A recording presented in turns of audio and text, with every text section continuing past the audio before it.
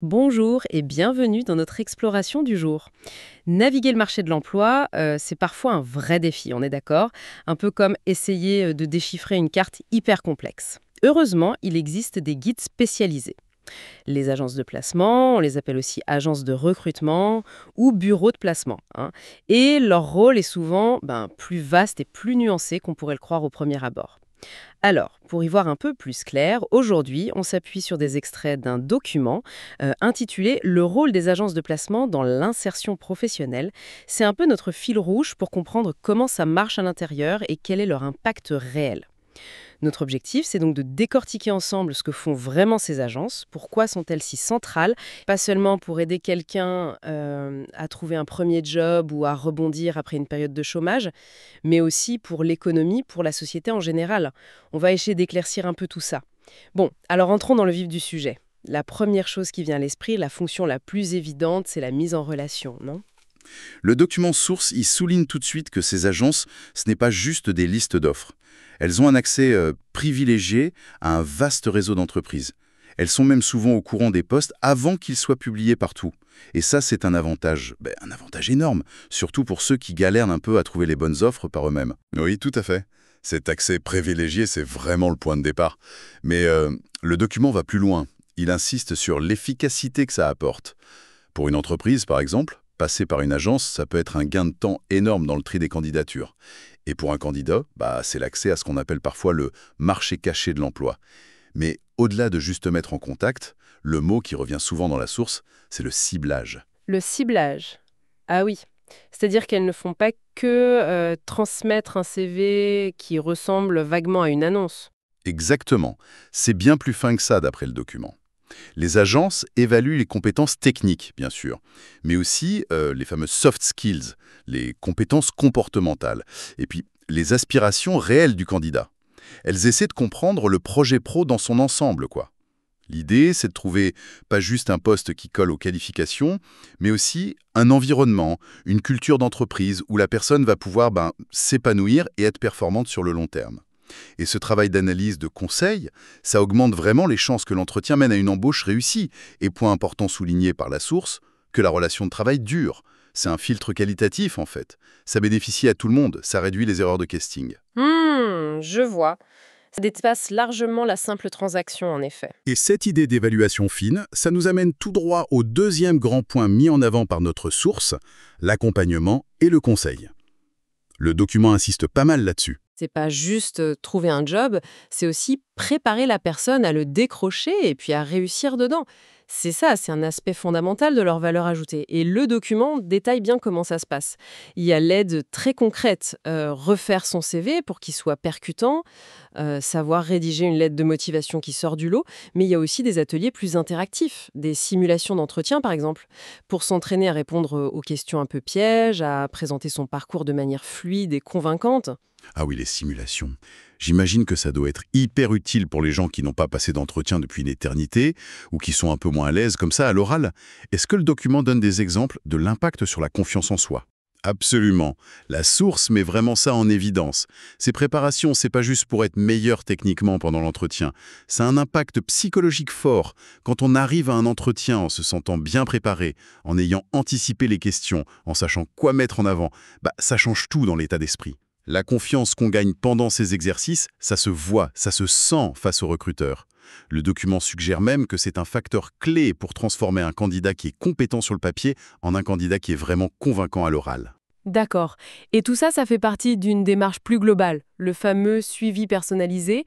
Le document a l'air de dire que ce n'est pas une recette unique, mais vraiment adaptée à chaque personne. Comment ça se traduit ça concrètement, d'après la source? Alors, le suivi personnalisé, c'est vraiment présenté comme le cœur du système.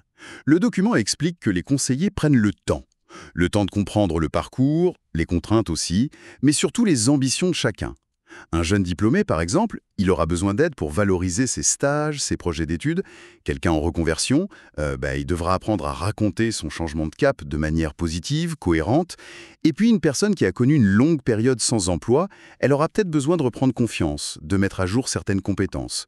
L'agence, elle adapte son approche à chaque fois. Donc, ça peut même aller jusqu'à conseiller des formations spécifiques. Tout à fait. Le suivi personnalisé, tel que c'est décrit, ça débouche souvent sur une réflexion plus stratégique. Sur le développement de carrière, en fait. Si le conseiller voit un décalage entre le profil du candidat et ce que le marché attend pour certains postes, il peut suggérer des formations précises.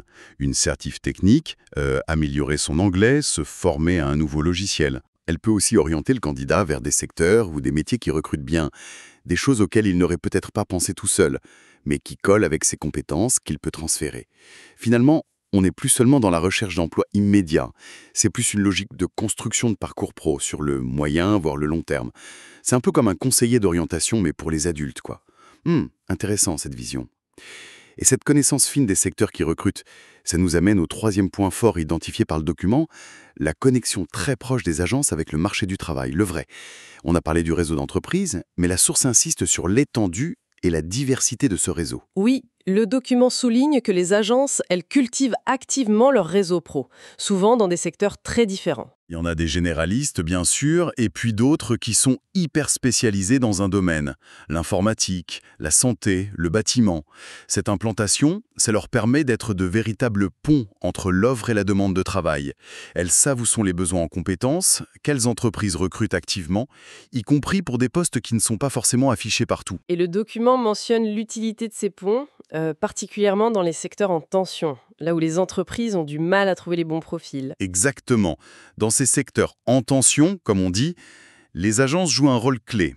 Elles ont souvent déjà des candidats qualifiés dans leurs fichiers, ou alors elles peuvent identifier très vite des profils qui correspondent, grâce à leurs outils, leur expertise en sourcing. Pour une entreprise qui cherche désespérément une compétence rare, l'agence devient un partenaire stratégique.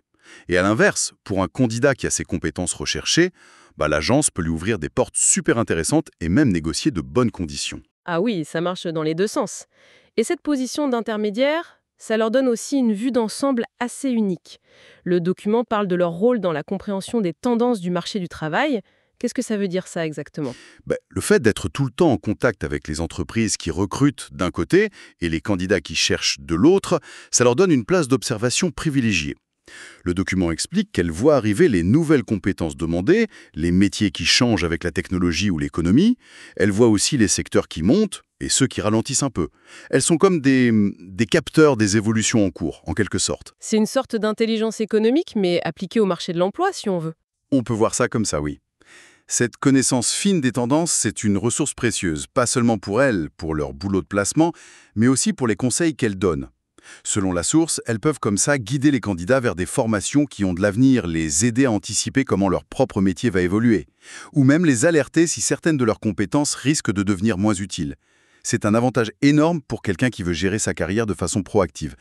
Passer par une agence, c'est pas juste chercher un job pour maintenant, c'est potentiellement avoir des clés pour l'avenir. C'est vrai que cette dimension prospective est super intéressante. Maintenant, si on élargit encore un peu le regard, le document parle aussi de l'impact plus collectif au niveau économique et social. Le point le plus direct, j'imagine, c'est la contribution à la réduction du chômage. Oui, ça, c'est l'impact mécanique le plus évident. En accélérant la mise en relation entre une personne qui cherche et un poste qui est libre, les agences rendent le marché du travail plus fluide. Le document suggère que cette efficacité, ça contribue, à grande échelle, à réduire la durée moyenne du chômage et donc le taux de chômage global. Chaque placement réussi, c'est une personne qui retrouve un salaire, qui consomme, qui cotise, et ça a des effets positifs en chaîne sur l'économie locale et nationale. Mais l'impact ne serait pas que sur les chiffres. Le document insiste aussi beaucoup sur la dimension sociale. Il parle d'inclusion sociale. Qu'est-ce que ça recouvre dans ce contexte-là ? Ça veut dire que les agences jouent un rôle important pour des publics qui, pour différentes raisons, ont plus de mal à entrer ou à rester sur le marché du travail. Le document donne plusieurs exemples. Les jeunes qui manquent d'expérience pro, qui ont du mal à passer cette première étape. Il y a aussi les personnes en situation de handicap, qui peuvent faire face à des préjugés ou qui ont besoin d'aménagements de postes particuliers. Ou encore les chômeurs de longue durée, qui ont pu perdre confiance, voir leurs compétences devenir un peu dépassées, ou être juste déconnectés des réseaux pro. D'accord. Et comment les agences les aident concrètement, d'après la source? C'est juste en leur trouvant un travail ou est-ce qu'il y a un accompagnement plus spécifique? Le document indique que l'accompagnement est souvent plus poussé pour ces publics-là. Ça peut passer par des partenariats avec d'autres structures plus spécialisées, par une aide pour trouver les aides à l'embauche qui existent pour l'employeur aussi, par un travail sur ce qui peut bloquer à côté, la mobilité, la garde d'enfants. Et surtout, l'agence peut jouer un rôle de traducteur entre ce que l'entreprise cherche et ce que le candidat peut offrir, en mettant en avant ses compétences plutôt que ses difficultés passées. En facilitant leur accès à un emploi stable, même si c'est pas toujours simple, les agences contribuent à leur autonomie financière, mais aussi à leur reconnaissance sociale, à leur sentiment d'être utile.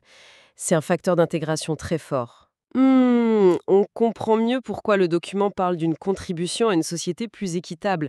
Ce n'est pas juste une histoire de chiffres et de contrats, en fait. Exactement.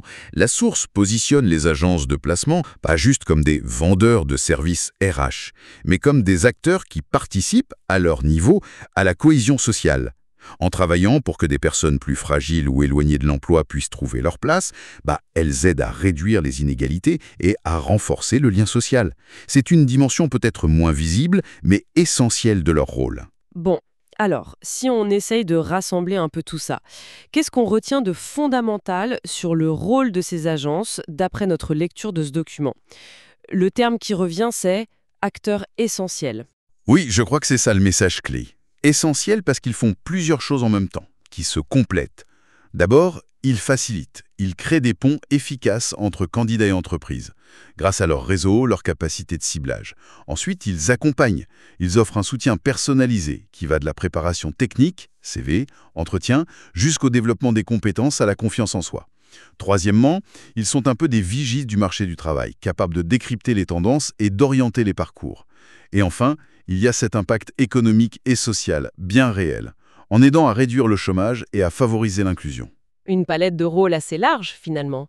Bien plus que la simple boîte d'intérim ou le chasseur de tête auquel on les réduit parfois, c'est vrai. C'est exactement ça. Le document nous invite vraiment à voir la complexité, la richesse de ce qu'elles font. Elles agissent comme des interfaces intelligentes qui comblent les manques d'informations sur le marché du travail. Elles apportent une expertise, un soutien individuel qui peut vraiment faire la différence dans une carrière. Leur action, au bout du compte, elle bénéficie à la personne qui cherche une opportunité, à l'entreprise qui cherche des talents, et plus largement au bon fonctionnement et à l'équité du marché du travail. C'est très clair. Pour ouvrir un peu la réflexion après cette analyse du document, une question me vient. On voit un marché du travail qui devient de plus en plus complexe, non? Avec une spécialisation toujours plus forte, des compétences qui évoluent à une vitesse folle, l'arrivée de nouveaux outils comme l'IA. Dans ce contexte, est-ce que ce rôle de conseil personnalisé et cette vision d'ensemble du marché qu'offrent les agences, ça ne va pas devenir encore plus crucial à l'avenir pour aider chacun à y voir clair, à tracer sa route? C'est une excellente question. Et on peut aussi se demander comment l'intelligence artificielle, justement, qui s'invite de plus en plus dans le recrutement, analyse de CV, chatbots, etc., comment ça va transformer la relation entre les chercheurs d'emploi, les employeurs et ces agences. Est-ce que l'IA va automatiser certaines tâches et permettre aux conseillers de se concentrer encore plus sur l'humain, sur l'accompagnement à forte valeur ajoutée? Ou est-ce qu'elle risque au contraire de standardiser les approches au détriment de la personnalisation? L'équilibre entre la technologie et l'expertise humaine, ça sera sans doute un enjeu majeur pour l'avenir de ces acteurs. Voilà. De quoi continuer à observer et à analyser certainement.